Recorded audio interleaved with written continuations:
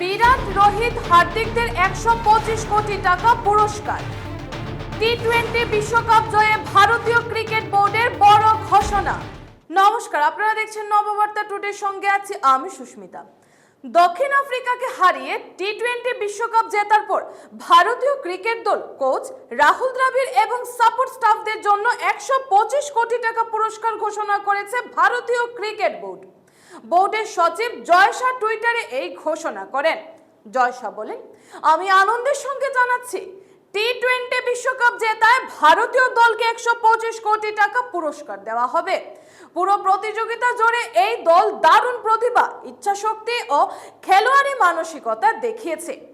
এই দারুণ কৃতির জন্য দলের সকল ক্রিকেটার, কোচ ও সাপোর্ট স্টাফকে শুভেচ্ছা। বিশ্বকাপ ফাইনালের সময় মাঠে উপস্থিত ছিলেন জয় শাহ। বিশ্বকাপ জেতার পর তিনি অধিনায়ক রোহিত শর্মার হাতে বিশ্বকাপ ট্রফি তুলে দেন এবং ক্রিকেটারদের সঙ্গে উল্লাসে মাতেন। তিনি বিরাট কোহলি, রোহিত শর্মা, হার্দিক পান্ডিয়া এবং কোচ রাহুল দ্রাবিড়ের সঙ্গে দীর্ঘক্ষণ কথা বলেন। পরে সাজঘরে গিয়ে সূর্যকুমার যাদবের ম্যাচে সেরা ক্যাচের পুরস্কারও দেন।